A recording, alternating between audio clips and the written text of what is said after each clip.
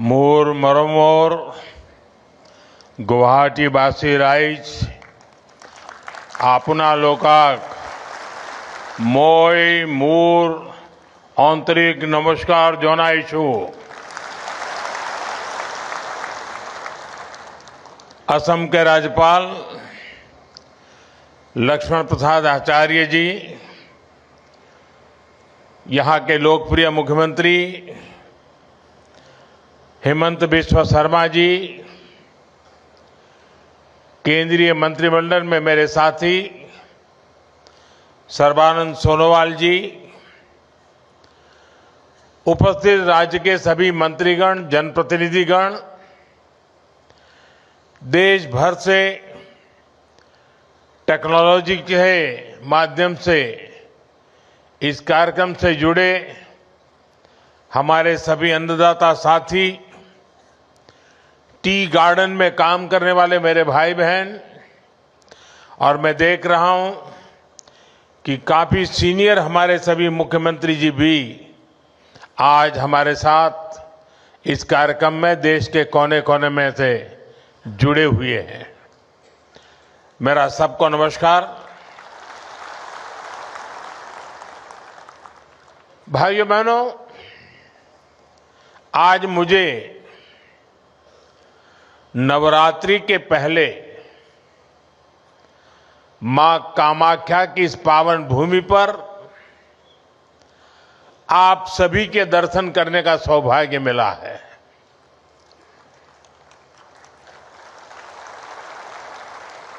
मां कामाख्या के आशीर्वाद से थोड़ी देर पहले यहां से 19,500 करोड़ रुपए के डेवलपमेंट प्रोजेक्ट्स का शिलान्यास और लोकार्पण हुआ है। असम को ऊर्जा क्षेत्र में आत्मनिर्भर बनाने वाले प्रोजेक्ट से लेकर असम आने वाले लोगों की सुविधा के लिए जो काम हुए हैं, ढेर सारे प्रोजेक्ट्स आज असम को मिले हैं। आज देश के किसानों और असम में टी गार्डन में काम करने वाले साथियों के लिए भी बहुत बड़ा दिन है।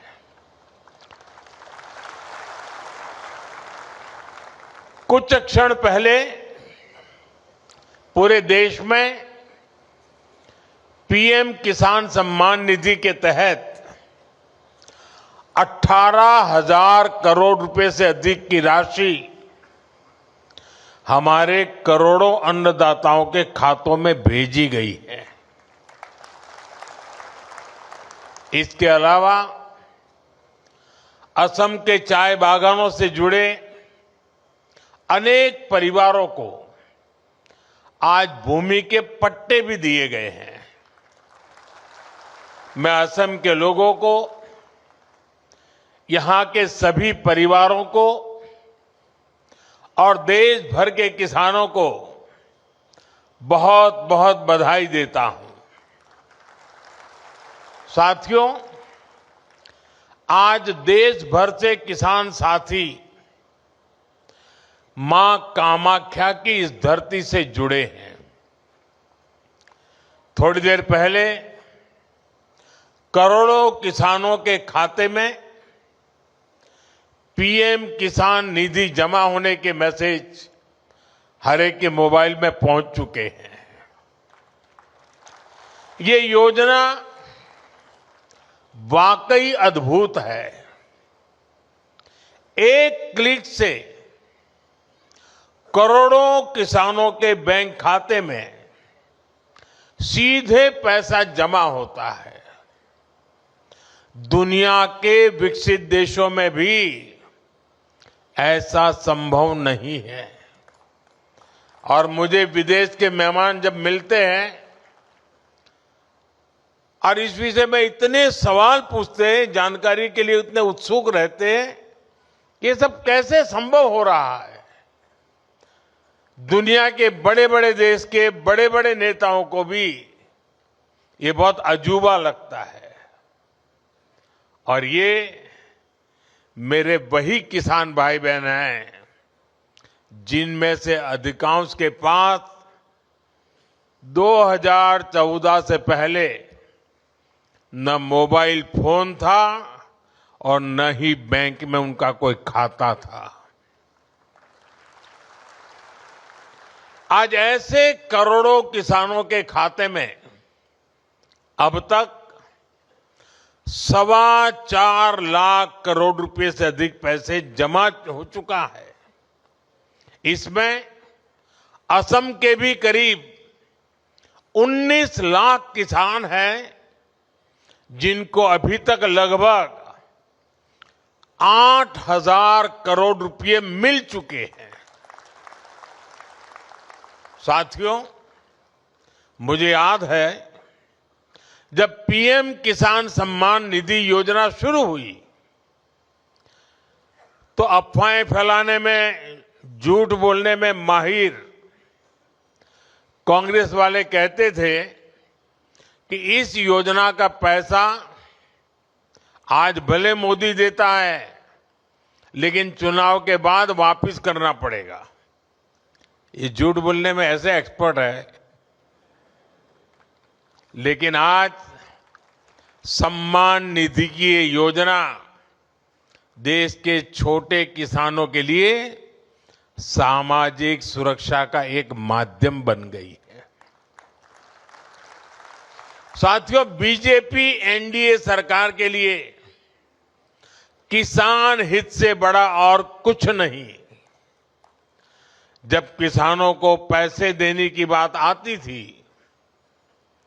कांग्रेस वालों की सांस अटक जाती थी।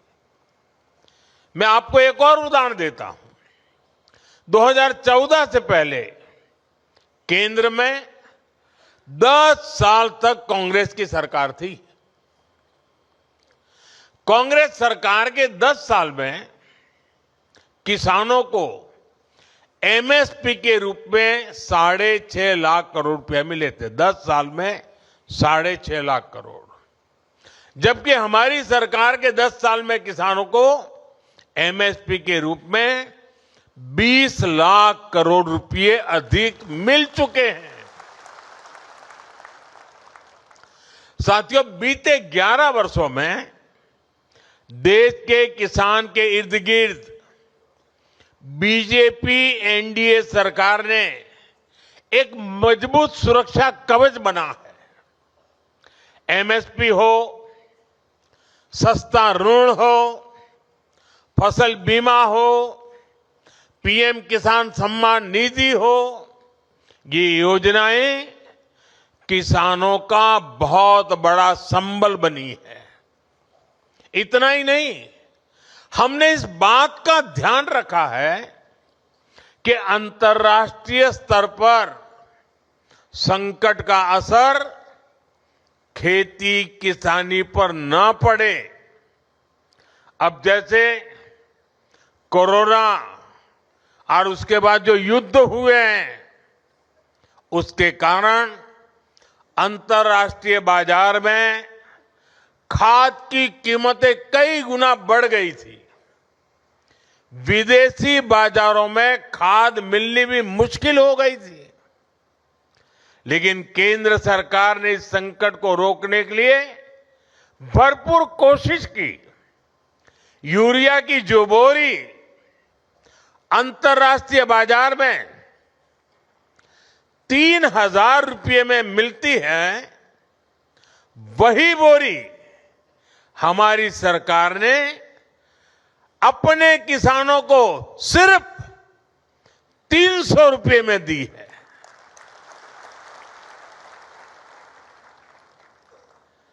इस पर सरकार ने अपने खजाने से 12 लाख करोड़ रुपए से अधिक खर्च किए हैं ताकि मेरे किसानों पर बोझ न पड़े।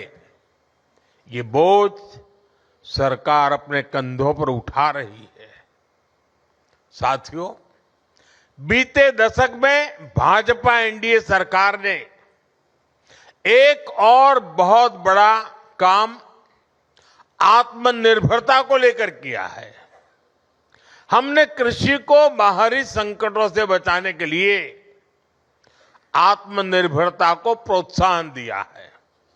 हमने आजाद भारत में बार बार देखा है कि दुनिया के दूसरे हिस्सों में लड़ाइयां होती हैं, कहीं सप्लाई चेन में दिक्कत आती है तो परेशानी हमारे किसान को होती थी। कभी खाद महंगी हो जाती थी, कभी डीजल और ऊर्जा की कीमत बढ़ जाती है, क्योंकि दशकों तक कांग्रेस पार्टी ने देश को दूसरे देशों पर निर्भर रखा। इससे खेती की लागत भी बढ़ जाती थी। साथियों, किसानों की खेती नई तकनीक से जुड़े, उन्हें सिंचाई के नए तरीकों से जोड़ा जाए और फसलों को भी लाभ मिले, इस मंशा से हमारी सरकार ने पर ड्रॉप मोर क्रॉप की नीति बनाई। ड्रिप और स्प्रिंकलर जैसी माइक्रो इरिगेशन टेक्निकों को किसानों तक पहुंचाया। इससे सिंचाई भी बेहतर हुई और लागत भी कम हो गई। आज सरकार आपके खेतों को सोलर पंप से जोड़ने के लिए काम कर रही है और हमारी कोशिश है कि डीजल पर आपका खर्च कम से कम हो। केंद्र ने जो कुसुम योजना बनाई है वो इसीलिए है। आज बहुत सारे किसान न सिर्फ सोलर पंप लगाकर सिंचाई कर रहे हैं, बल्कि उससे बिजली बनाकर पैसे भी कमा पा रहे हैं। और इसलिए मैं कहता हूं, अन्नदाता ऊर्जादाता बने। साथियों, हमारा निरंतर प्रयास है कि खाद और कीटनाशकों पर किसानों की निर्भरता भी कम हो।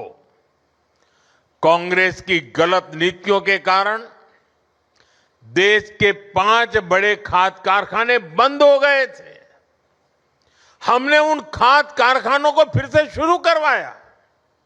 साथ ही किसानों को नैनो यूरिया से जोड़ने के लिए भी कई काम किए।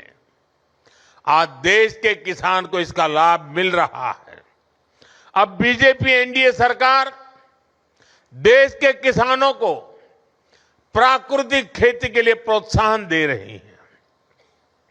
किसान जब बहुत बड़े स्तर पर प्राकृतिक खेती को अपनाएंगे तो मिट्टी भी सुरक्षित रहेगी और हमारे अन्नदाता वैश्विक संकटों से भी सुरक्षित रहेंगे। साथियों, एक तरफ बीजेपी एनडीए सरकार किसानों को लेकर काम कर रही है, हम देश को आत्मनिर्भर बनाने में जुटे हैं। वहीं आज कांग्रेस ने एक बार फिर साबित कर दिया है कि वो किसी भी स्थिति में देश के प्रति ईमानदार नहीं है। आज युद्ध से बने संकटों के बीच भी कांग्रेस सिर्फ अफवाहें फैलाने और अपप्रचार करने में जुटी है। और मैं जरा कांग्रेस के साथियों से कहना चाहता हूं, एक काम करिए, लाल किले पर से 15 अगस्त को पंडित नेहरू जी ने जो भाषण दिए हैं, जरा भाषण सुनिए, आप सुनकर के हैरान हो जाओगे। लाल किले से 15 अगस्त को एक बार कह रहे हैं पंडित जी कि उत्तर कोरिया और दक्षिण कोरिया में लड़ाई चल रही है, इसलिए भारत में महंगाई बढ़ रही है। अब उत्तर कोरिया दक्षिण कोरिया कहां है और यहां पर महंगाई बढ़ने की बात नेहरू जी कह रहे थे। और आज कांग्रेस के लोग देश को गुमराह करने में लगे हैं। वैश्विक संकटों का प्रभाव क्या होता है, यह दुनिया देख रही है। साथियों, बीजेपी एनडीए की सरकार ने हमारी रिफाइनरीज के विकास के लिए, रिफाइनिंग कैपेसिटी के विस्तार के लिए काम किया है। आज भारत दुनिया का वो देश है जो अपनी ही नहीं बल्कि विश्व की ऊर्जा जरूरतों का भी ध्यान रख सकता है। यहां असम में जो हमारी रिफाइनरीज है, उनको भी बीते वर्षों में एक्सपांड किया गया है। असम सहित पूरे नॉर्थ ईस्ट में गैस पाइपलाइन इंफ्रास्ट्रक्चर पर अभूतपूर्व निवेश किया जा रहा है। नुमालीगढ़ सिलीगुड़ी पाइपलाइन के अपग्रेडेशन का काम भी पूरा हो चुका है और असम के गोलाघाट में दुनिया का पहला second generation bio ethanol plant भी स्थापित किया गया है। इन सारे प्रोजेक्ट्स का बहुत बड़ा फायदा इस पूरे क्षेत्र को होगा। साथियों, रेलवे की विदेशों पर निर्भरता कम हो, हमें विदेशों से कम तेल मंगाना पड़े, इसके लिए एक दशक में बहुत बड़ा काम हुआ है। पिछले 10 साल में आज देश का करीब करीब पूरा रेल नेटवर्क इलेक्ट्रिक रूट से जुड़ चुका है और जल्द ही हम 100% 100% इलेक्ट्रिफिकेशन का लक्ष्य भी पूरा कर रहे हैं। इस इलेक्ट्रिफिकेशन के कारण देश में करीब करीब 250 करोड़ लीटर डीजल की बचत हो रही है।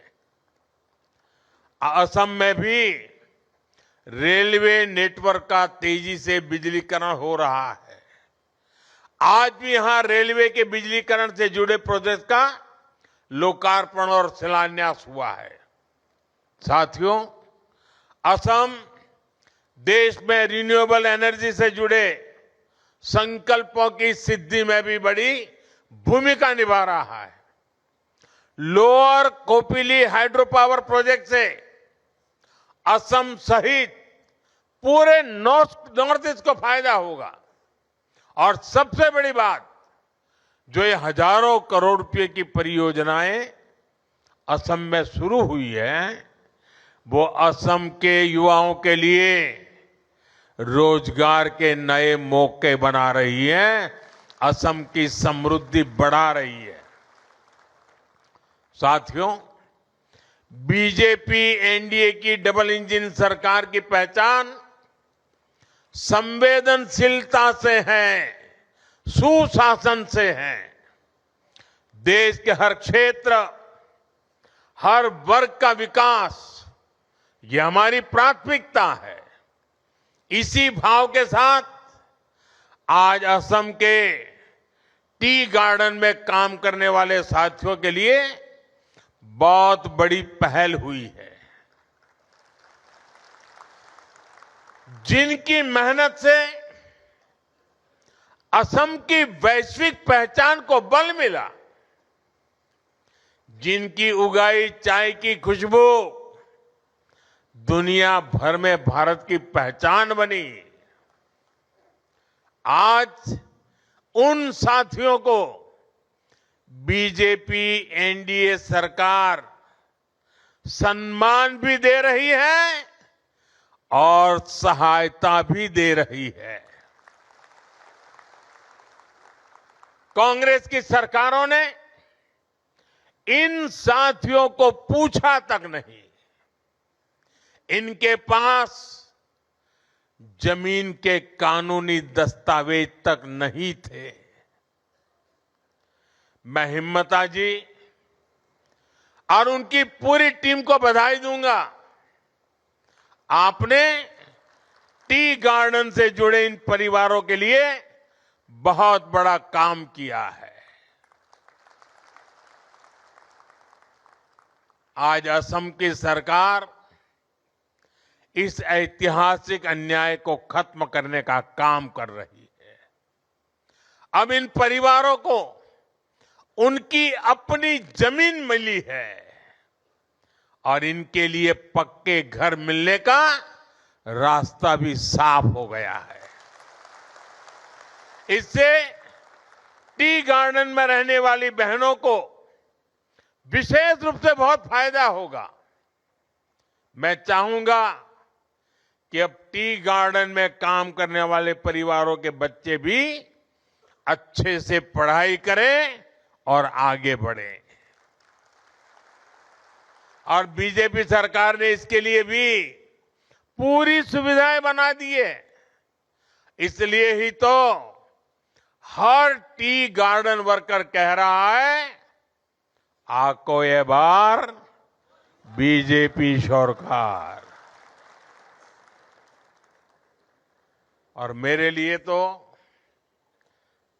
ये मेरे टी गार्डन के मजदूरों का सम्मान करना मतलब मैं खुद एक कर्ज उतार रहा हूं, क्योंकि आप चाय बागान में काम करते थे। दूर सुदूर गुजरात में मेरे गांव में वो चाय की पत्ती पहुंचती थी और मैं चाय बेच बेच कर यहां तक पहुंच गया।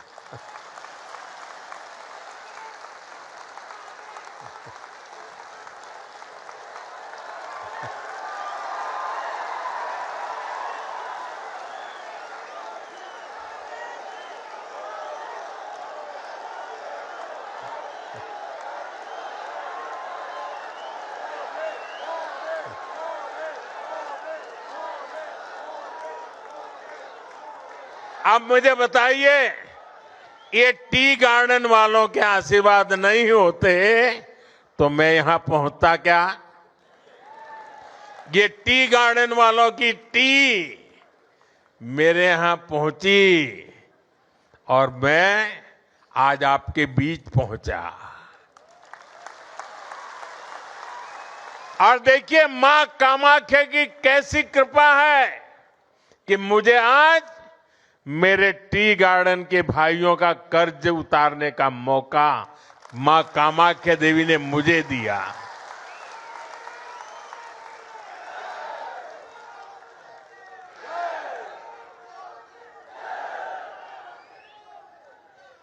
साथियों,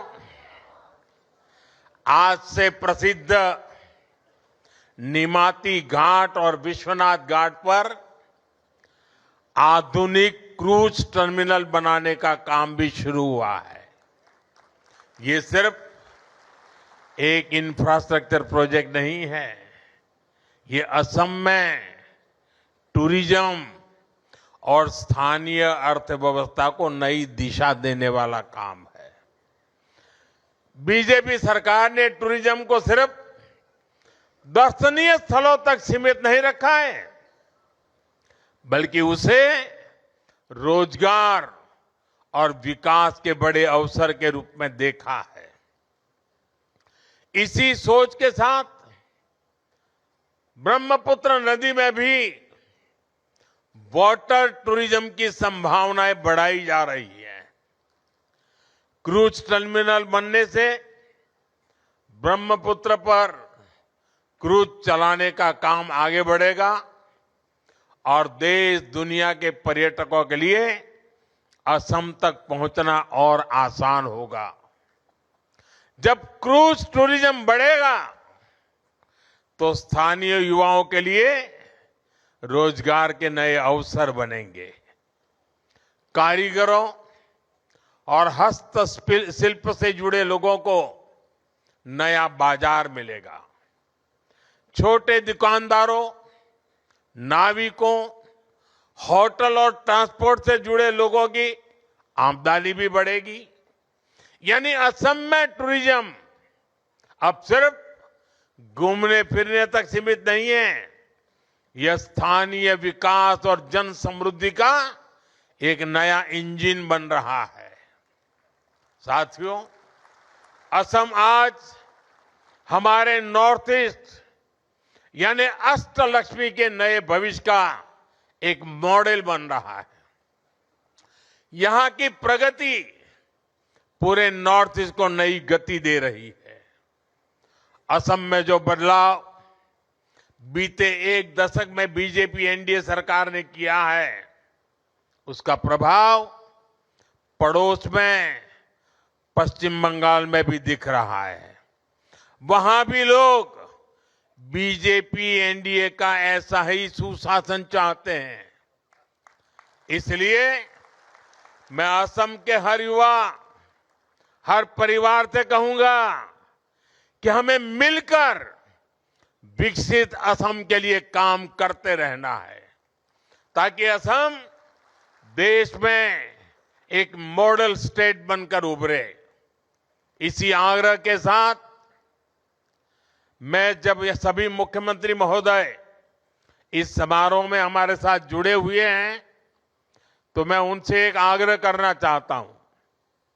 यहां जो पीएम एकता मॉल का उद्घाटन हुआ है, आप अपने राज्य की चीजें भी यहां बेचने की व्यवस्था कीजिए। आप कुछ जगह यहां लीजिए, और असम में किसी को केरल की चीज चाहिए तो यहीं से मिलनी चाहिए, महाराष्ट्र के कोई चीज चाहिए यहीं से मिल जानी चाहिए, गुजरात की कोई चीज चाहिए यहां से मिल जाए, राजस्थान की चाहिए यहां मिल जाए। यानी पूरे देश की एकता का दर्शन हो। इस मॉल में हिंदुस्तान के सभी राज्यों की उपस्थिति हो। इस मॉल में असम के हर डिस्ट्रिक्ट की उपस्थिति हो।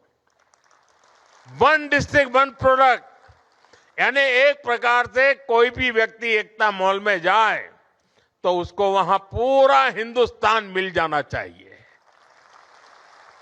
और मुझे विश्वास है कि असम की धरती से पूरे देश को एक मॉडल मिलेगा और सफलतापूर्वक देश के हर राज्य में एकता मॉल तैयार हो जाएंगे।